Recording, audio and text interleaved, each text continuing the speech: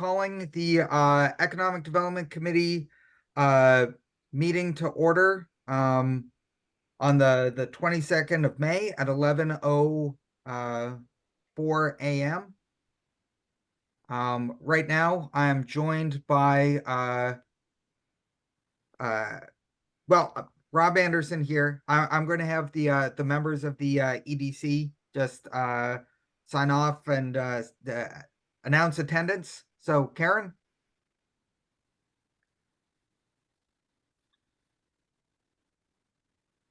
Oh, Karen England is here. Yep. Awesome. I should have been. And Corey? Yeah, Corey's wing here. Fabulous. Okay. My apologies. Again, you get in the habit of having in-person meetings and you forget the protocols for Zoom. So I gather we've got a pretty direct and simple conversation today for the EDC, which is going to be on the budget and the use of funds leading through the end of the year. Leah, do you want to take a presentation on that? Oh, and again, we have just been joined by another member. Mike, do you want to just announce yourself? I'm here. Can everybody see and hear me? I'm not Lee Emerson. Yeah. Is that what it's saying? Yeah. I So, don't know why I use that link. I don't know. I don't know don't know. why it does that. Again, I haven't used this that often, so Hassan had to I think confirm when me you today. if you forward the link, it's tagged to your the name. link So is attached to my name. Got it. So if you guys can just excuse me for one moment, for whatever reason, Claire is calling me. She must be having some difficulty. So I'm just going to stop my video momentarily and see what she needs. It does appear like Michael Nordstrom is actually as an attendee in the group and not a panelist. Okay, now the question is, all right, let me get into the correct screen. They were sending me some one-time passcode that got sent to the remote meetings at southboroughma.com. Some extra step that wasn't anticipated. Let me see how I can resolve it. It's still saying the same thing. I'm going to my Zoom screen and it's asking for a one-time passcode. Very, very annoying. Okay. If you have to take Claire's call, I have to believe that's probably what she's Yeah, I'm sure it is. I don't know why they're coming in that manner. I mean, everybody should have been sent the same link. And so I'm not exactly sure why.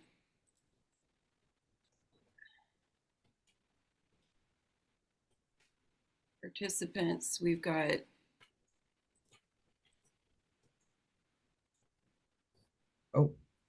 okay, hang on. Allow to talk.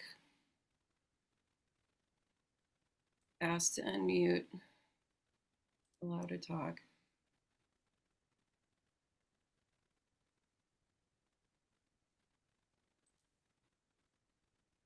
Promote to a panelist.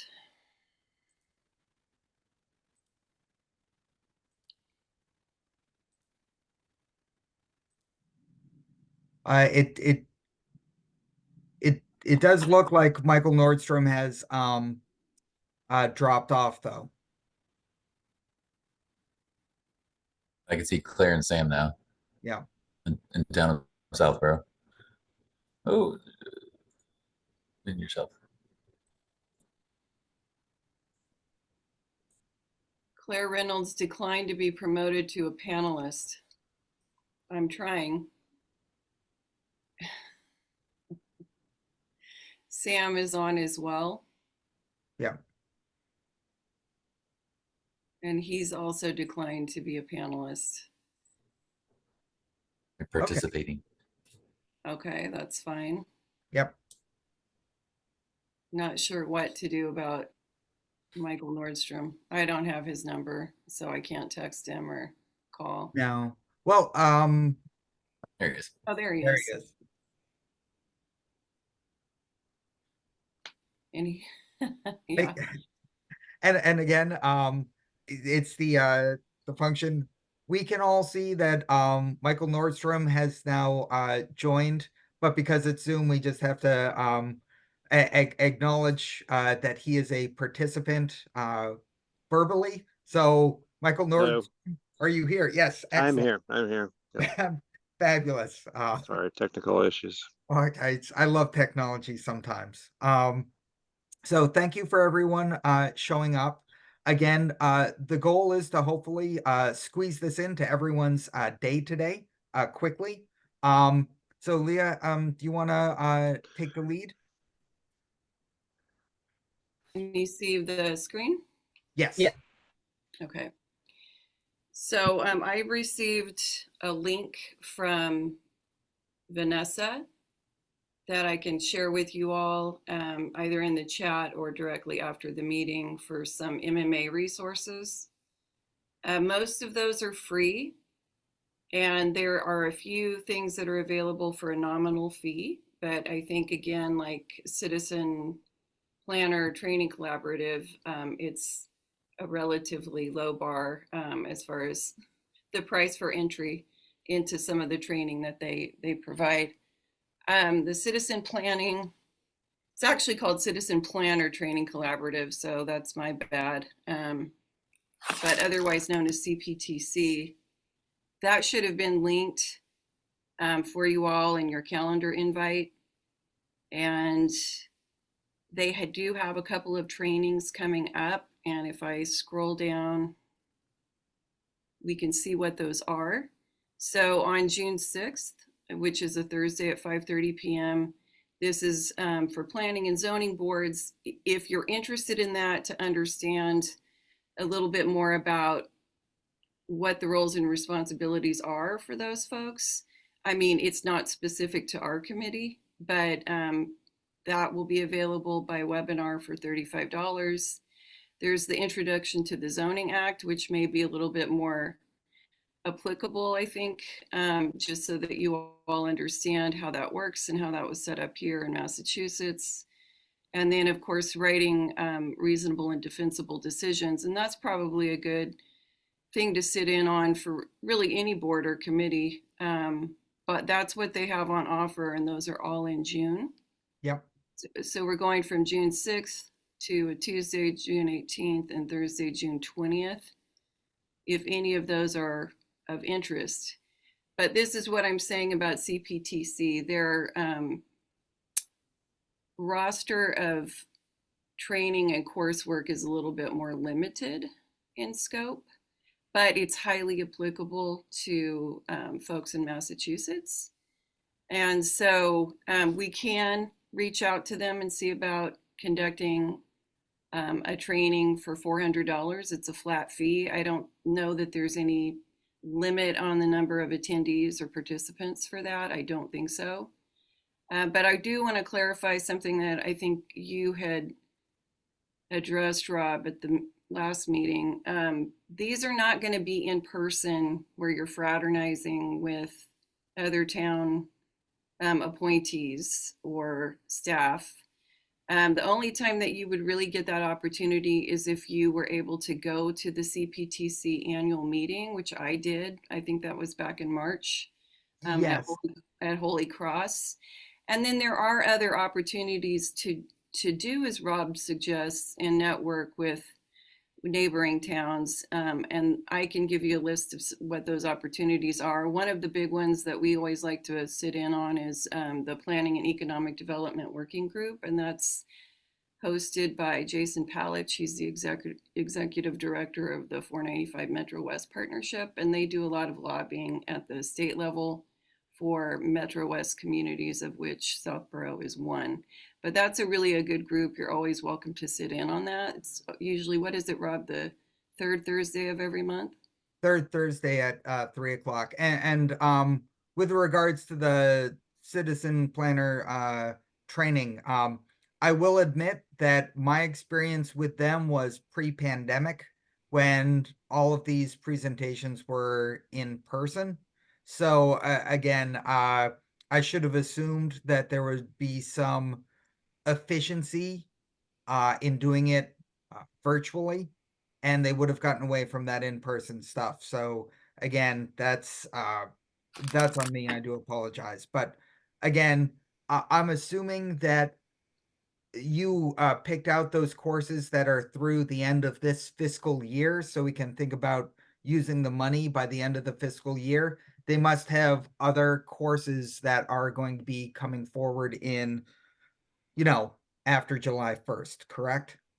Yeah, I mean, if you go to their website, this is what's on offer Yeah. for spring of 2024. They called it spring of 2024. I might beg to differ. It's going towards summer, but their website could use some serious updating. So the other option beyond taking these sort of one-off courses, $35 a pop or $400 flat fee for a more topical and specific training, that would be, I can check with you guys, check what they offer and see what would be the most of interest for you. But we do have to get this all completed before June 30th, and that's per Carla McAuliffe in accounting.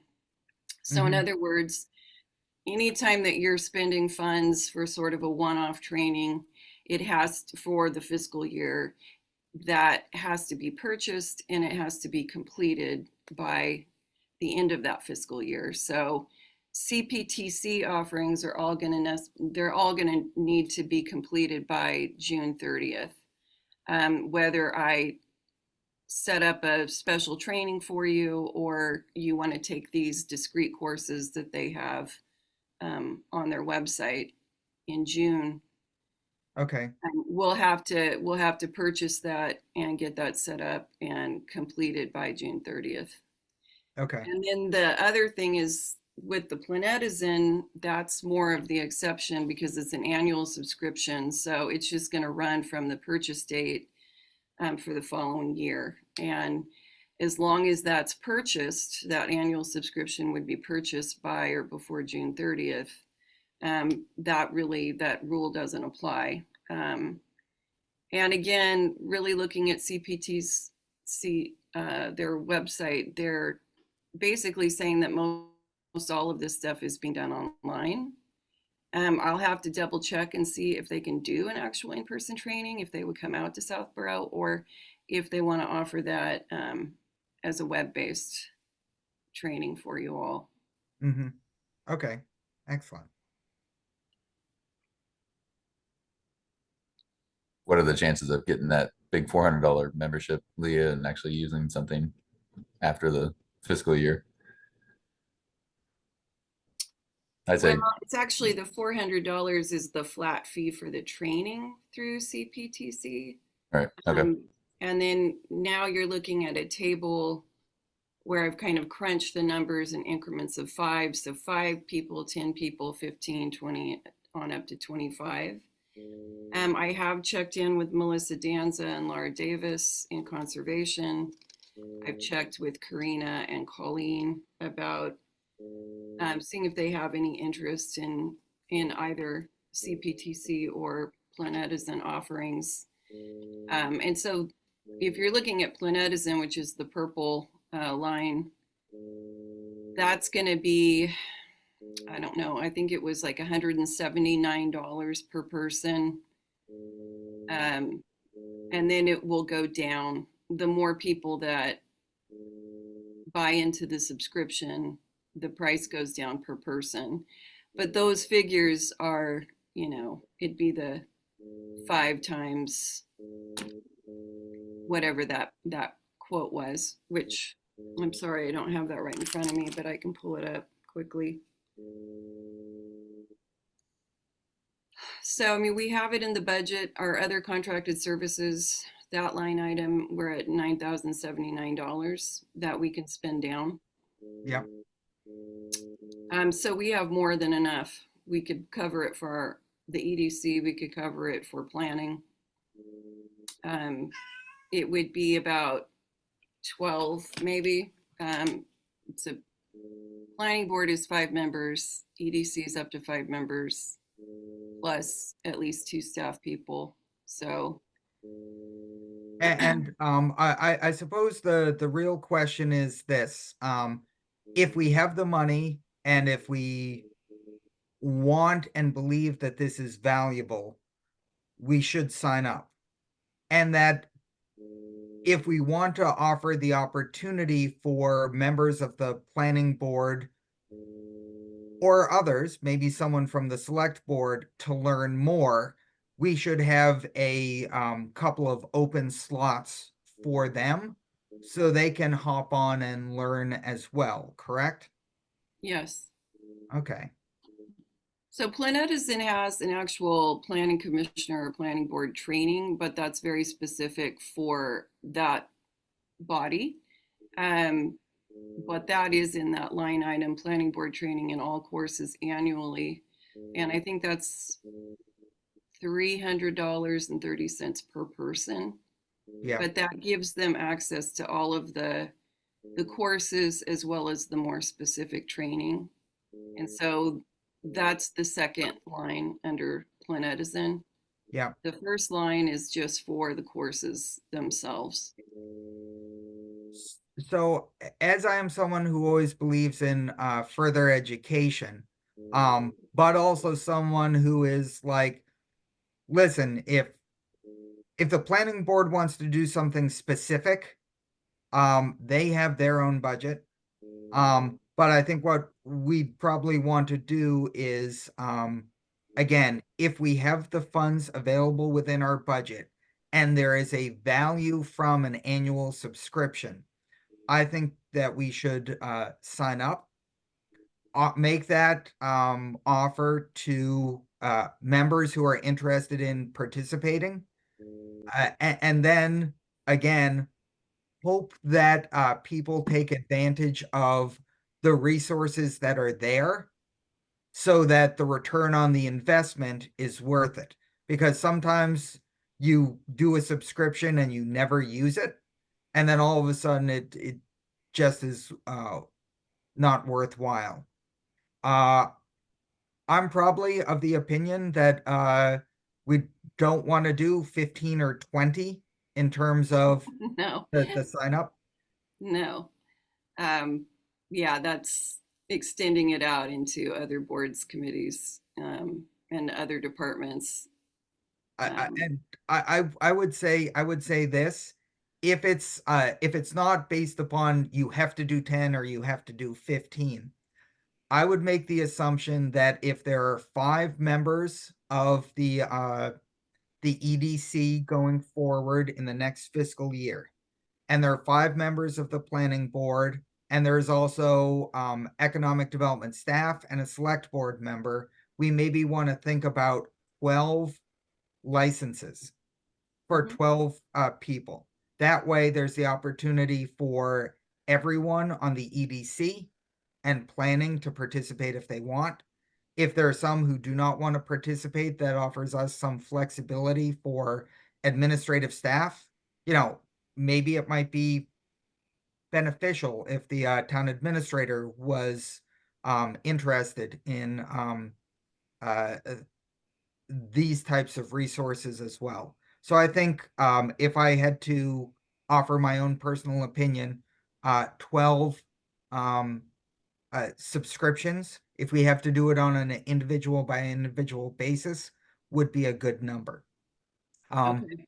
Opening it up to the rest of the EDC for their opinions would be, what do other people think on that? Can I Couple just, clarification question first though. We talking about a planet, right? The first purple line. Yes. Rob? Yeah. yeah, and And I'm that- sorry, I should have had this broken down. I mean, so 1 to 5 people, here's the quote from the rep, $224.95 per person. Then he gives it to me in increments of 5 to 11, and that it drops down to $203.95 per person. And then if you're looking at 11 to 25, which the 12 falls under, then it goes down to $179.20 per person. So the unit price going down basically as you Yeah, sign up more. the Yeah. more people that sign up, the price goes down. And the way we would use it really is matter to me is that, you know, we have 300 courses. It's like a catalog of courses you can access at any time. They give you maybe an ID and a password, and you can take it on your own time. Basically, is that what it is? Yep. Yeah. All right. So for 12, Rob, that's going to be $2,150.40 for 12 subscriptions. Listen, if it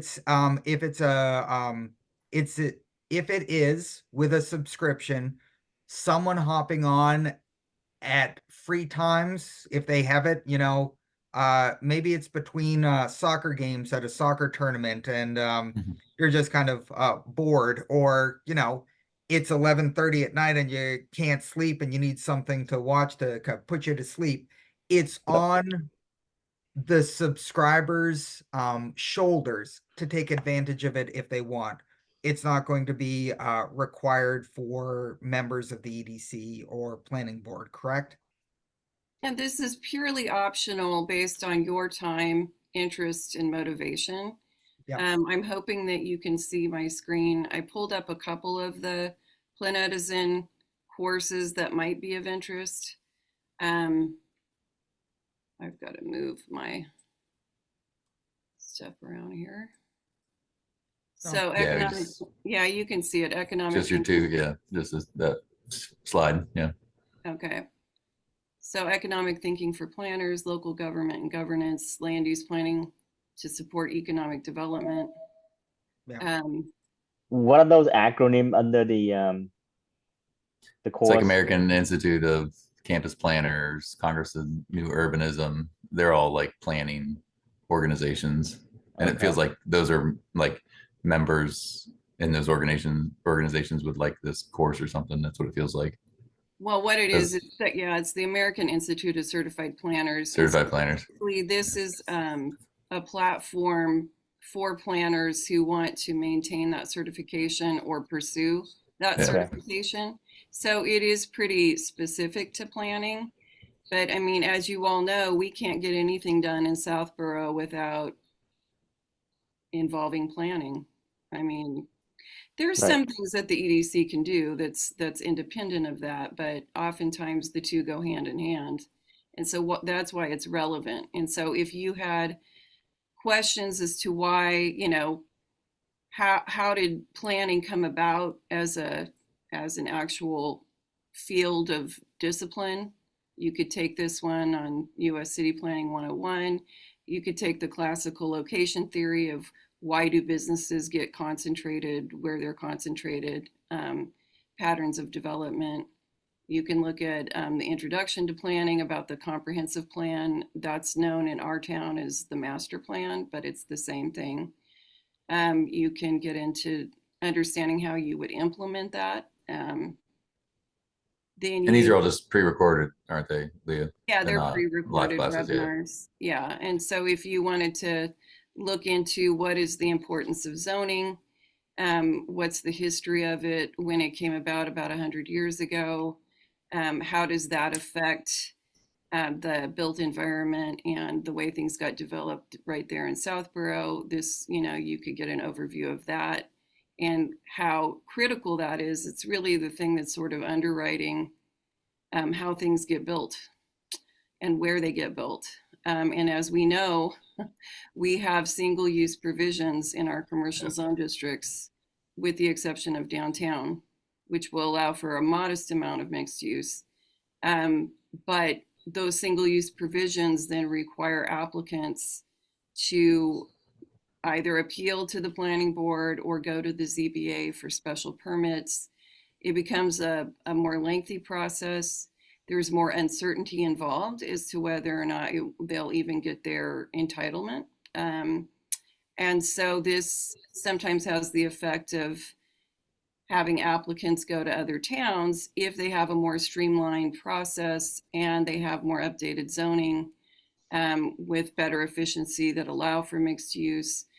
We just don't have that in our zoning bylaws at this time.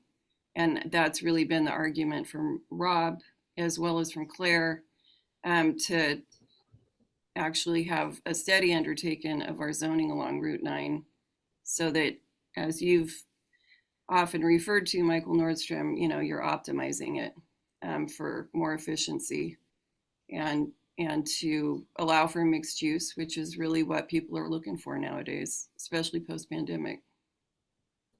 And so again, my opinion is that again, if this is a service that is available and we can have it seems like the per unit cost is you hit 12 and you get that lower number, we should be doing 12. I'm trying to keep this going because we're already at 11:30. And I know some people have conflicts. So Yeah, I need to drop too, but I think, I would prefer the option that we can have training on our own time and take Yep. advantage of that. Yep. Thank you. Training on your own time, fabulous. The chance to do it when you want to. If something pops up at a meeting, you can then go home and immediately search for that. I think it has some value. I think it has value to other boards as well. So I guess I'd make a motion to pursue a subscription for 12 users for Planet. How do you say Planetizen. that? Planetizen. Planetizen, yeah. For the EDC, with the let's call it the right of first refusal for the planning board, to take some of those other subscriptions, but we would make sure that 12 users from the town would have options to that. So that is my motion. So can I just interject that you also may want to consider making the motion based on like X amount of dollars to be applied to training, whether it be for CPTC, Planetizen, or MMA resource. You could say that we are going to allocate up to $3,000 or $4,000 in this year's budget. I mean, it's up to you how you want to make the motion, Yep. but okay. Because the Planetizen is kind of considered training and we could do the CPT. I guess I will rescind my earlier motion and make a new motion that the EDC will spend up to but not more than $3,000 in training for fiscal year 24. I'll second. I thought that. Okay. Any debate? Any further debate, I guess? I just want to ask, like, we're not trying to spend all this money. We're just trying to capture some of it because we have it in the budget. I mean, we're not like the government. If we don't use it, we lose it. Next year we can't get money used in the budget. Right. I know we had a high number here, but yeah, no, I want to be very cognizant of that. We're not using it just to use it and say, okay, great, we've got the extra money.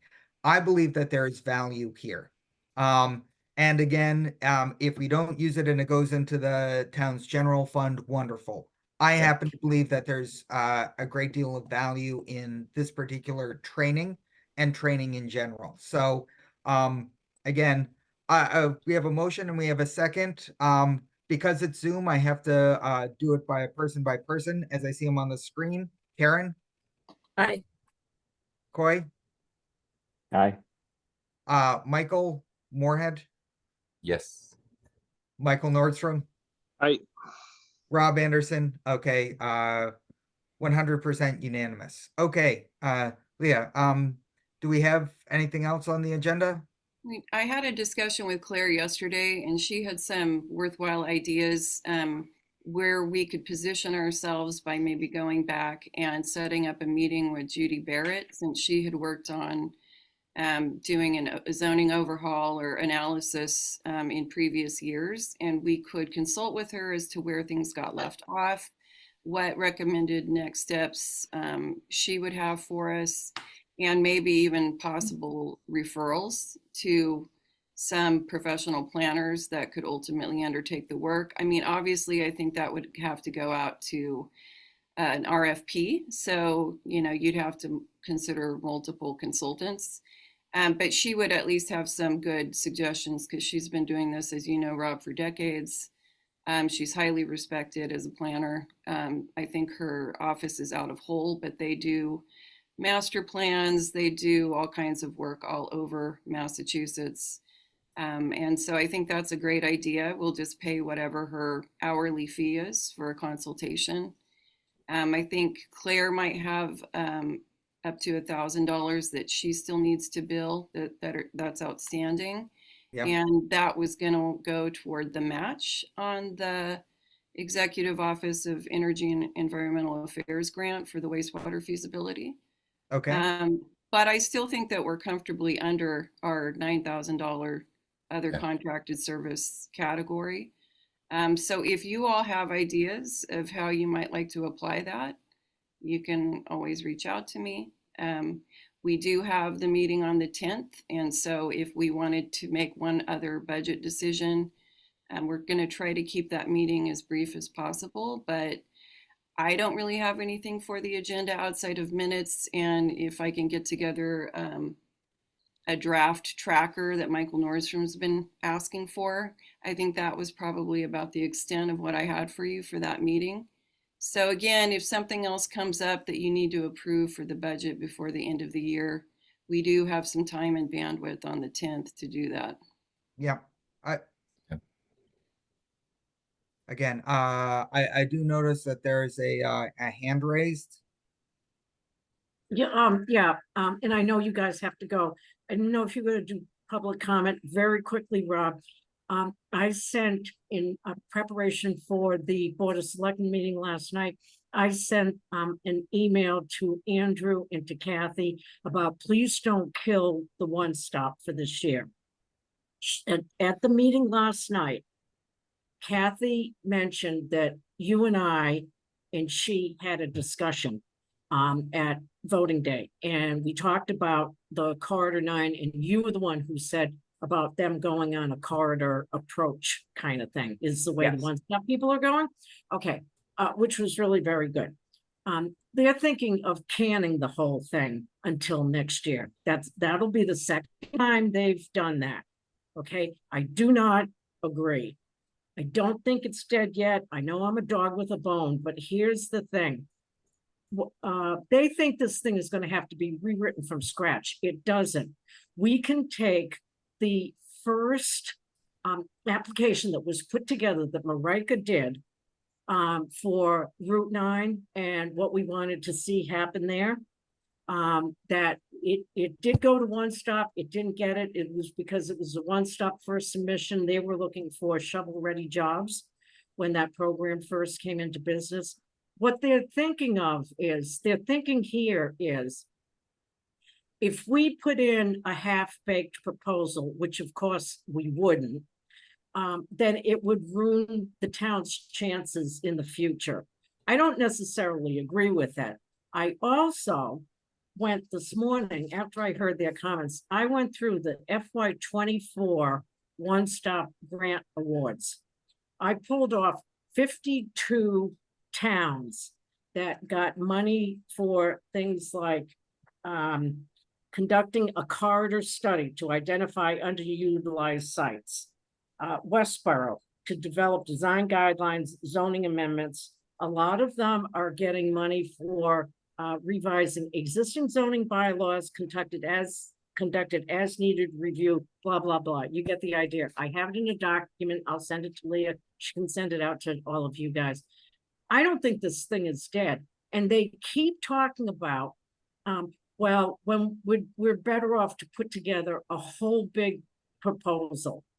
Am I wrong to say that as part of the one-stop development continuum, this is another one of the steps that has to be done in order for us to be able to get any place with it. They mentioned about the planning board having to be involved. Yeah, of course they do. But you know what?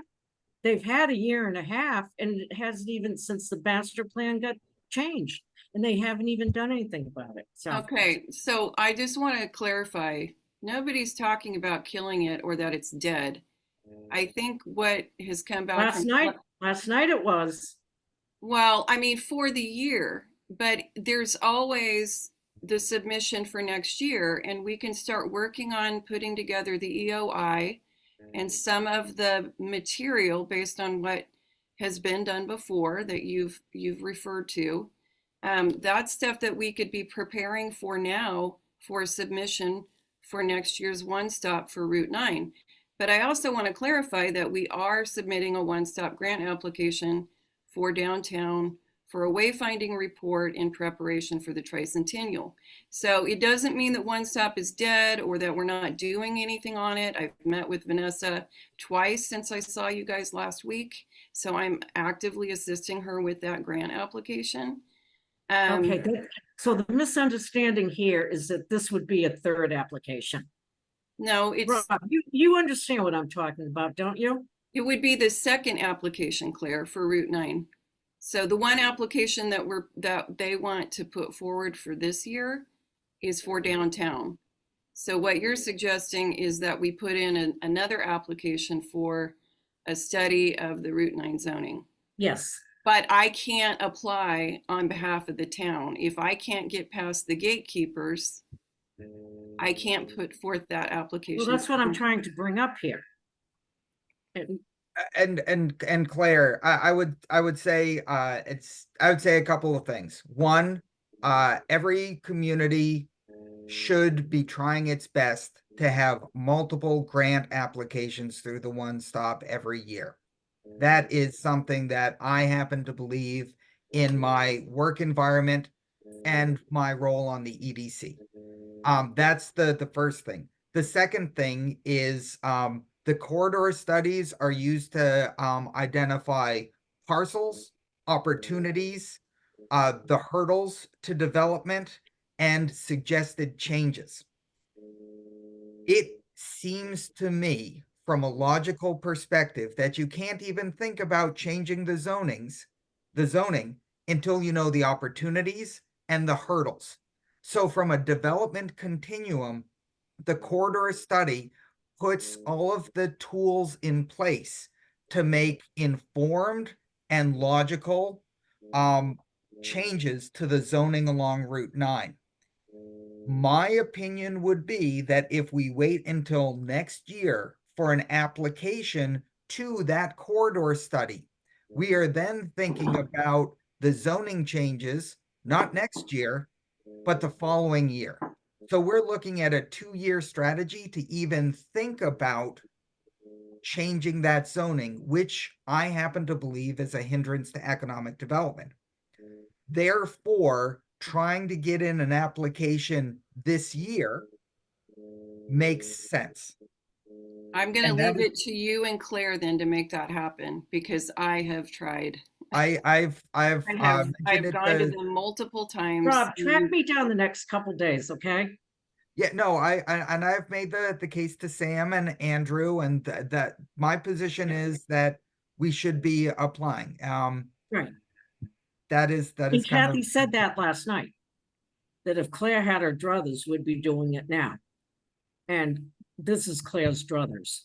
Okay, well, I just want to say that you guys had this done way back in 2007, 2008. And it was done again by Judy Barrett. I don't know what year that was. No. That also didn't go anywhere. So we're trying to bring it back from the dead again and resume this post-pandemic. And I agree with you. It absolutely has to be done. I think we can be doing stuff in the interim to prepare this so that it's submission ready. But I just don't understand if it's taken 15 years and you haven't made any changes, significant changes to your zoning outside of the downtown district, and so hats off to the senior members that were involved in that. I don't know what another year, I mean, I, yes, and I feel that frustration. My issue is the concern from the planning board and the select board that going after this grant is going to be the rewriting of the zoning. This is not. This is the study to prepare us for the Yes. rezoning. I understand that. And I agree with you. It'll probably be a 2 to 3 year process total. Right. That, And that's and reasonable.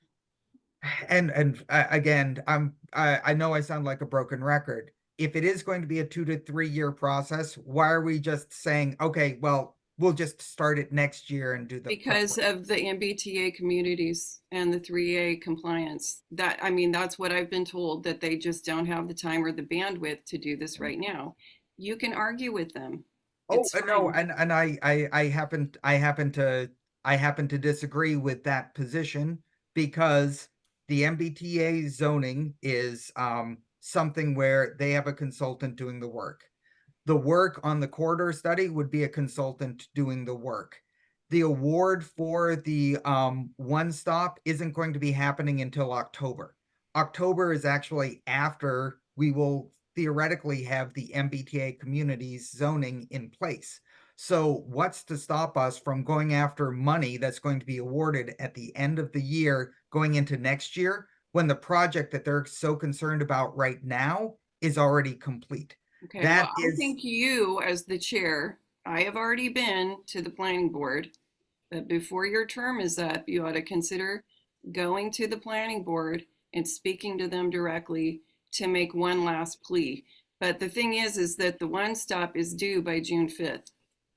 well, exactly, which is, again, I was not able to attend the select board meeting, but this comes down to the select board taking that particular position. We literally have 2 weeks. So Claire, if you want to put together an application in 2 weeks, I mean, I'm gonna talk to Rob I about it. can't do both. I'm not helping Vanessa on this And one I'm grant not application and asking for doing the this help too. there. And then I also am going to send out a link to you all so that you can see that there are a lot of state grant applications that the town could be applying for other than One Stop. One Stop is a big one and it is important, but there's many. And this just goes back to when and if the town is ever going to prioritize getting a grant administrator. Because researching these things, managing, tracking them, complying with the requirements for each grant application, that's a full-time job in and of itself. And so I just want there to be some perspective that yes, the One Stop is important, but it is also one program among many. And there's also a lot of federal grants out there that we could be applying for. Again, yes, and I think that's, Sam has definitely heard me say the need for a full-time position, going forward. But because we're getting near the end, I do want to just interject that we did meet with Placer AI. That is a very powerful tool that could help make the case for grant applications. You can get very granular with it. You could also do void analysis to figure out what strategically needs to be placed along Route 9 that would meet the community's needs. yeah, Boy, he was able to attend. He could give you a little bit of his input on that maybe at the next meeting. But the price tag is too high for the EDC alone. It was $18,000 for the Ooh. total year. yeah, yeah, yeah, that's a lot. Yeah. So, but I do, Sorry. we need to make the case for grant applications for sure. Yes, no, I You have gotta go, been, Michael? yeah, No, yeah, I gotta get running. We don't have to vote on anything, do we? Or No. nope, I make a motion to adjourn the EDC meeting for the 22nd at 11:48. Going around the room, Michael Moorhead, I'll second Oh, that. second. Yes. okay, we've got second, all in favor, Rob, yes, Coy, Yes. Aye. Michael Nordstrom, yes. Aye. Karen? Yes. Yeah. Michael Moorhead, yes. Yes. Okay, excellent. Thanks, everyone. Okay, Thanks. so we'll, Bye. we'll see you on the 10th, location to be determined, okay? All right. Okay. Thank Okay. you. Bye. Bye.